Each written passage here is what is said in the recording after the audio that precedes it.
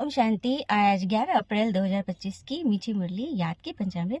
आज बाबा ने कहे कि मीठे बच्चे, अब यह नाटक पूरा होता है, तुम अब घर चलने की तैयारी करो। इसलिए बाबा कहते हैं इस देह से उपराम हो जाओ, अर्थात वाणी से परे। तो वाणी से परे पर एक सुंदर सी कथा सुनाती हूँ आज कि एक बार एक व्यक्ति नदी किनारे मछली फंसाने वाला कांटा लेकर बैठा था और काफी सारी मछलियां उसको दिख रही थी पानी में छल छल करते, लेकिन कोई भी उसका कांटा में नहीं फंस रहा था। सुबह से शाम हो गई, मछलियां नहीं फंसी। तभी एक संत उधर से जा रहे थे। उन्होंने बोला कि क्या कर रहे हो भाई? तो उन्होंने बोला अरे मछली फंसा रहा हूँ, फंसी नहीं रही है। तो संत बोले कह रही है सुबह मैं यहाँ पे योग ध्यान कर रहा था और अपनी बातें परमात्मा से शेयर कर रहा था कि यदि हम व्यर्थ वाणी से परे हो जाए, वाणी से ही उपराम हो जाए, तो इस संसार रूपी कांटे से बच जाएंगे। तो शायद मछलियां यही सुन ली होगी और वो लोग कुछ बोल ही नहीं रही है, क्योंकि बोलेगी नहीं तो फिर मुंह से बुलबुला नहीं निकलेगा और तुम्हें पता नहीं चलेगा। तो वही बात है। तो ये कहानी हमें यह बताती है कि यदि हम व्यर्थ वाणी में आएंगे तो संसारिक कांटे में फंस जाएंगे। ये कांटे होते हैं प्रश्नों के।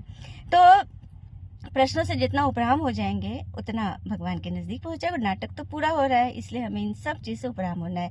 प्रश्न है, दान देने का महत्व कब है और किन बच्चों को बाबा रिगार्ड करते हैं? तो दी हुई चीज को वापस नहीं लेना है। परमात्मा ने कहा ना अपने सारे विकार, सारे प्रश्न में दान कर दो। बातें तो आती हैं तो सबसे पहले बाबा से शेयर करो और उपराम हो जाओ।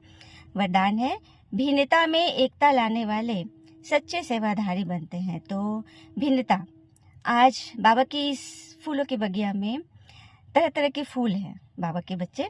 तो उसमें कोई गुलाब है, कोई चमेली, कोई बेली, हाँ कोई गेंदा और कोई अक के फूल भी हैं। तो हम किस श्रेणी में हैं ये हम सब अपनी अपनी चेकिंग करें कि क्या हमारे से कोई प्रश्नों की बदबू आती है या खुशी के सुगंध फैलते हैं। तो ये हमें चेक करना है। परमात्मा किन फूलों को अपने बगिया में रखेंगे, अपने गुलदस्ते में लगाएंगे। और स्लोगन है, परमात्मा प्यार व दुआओं में श्रीमत में खो जाओ तो दुख की दुनिया से उपराम हो जाओगे। और दुख आता ही है प्रश्नों से। तो बाबा तो बार बार कहते हैं जो प्रश्नचित होगा वो कभी प्रसन्नचित हो नहीं सकता। इसीलिए हमें व्यर्थ वाणी से उपराम होना है और बेकायदे चीजों से जितना जितना अपने आप को बचा लेंगे उतना हम भगवान के करीब पहुंचेंगे।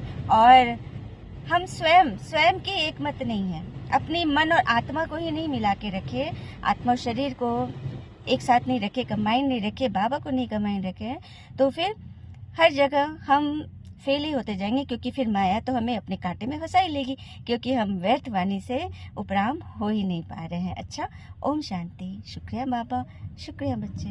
ओम शांति।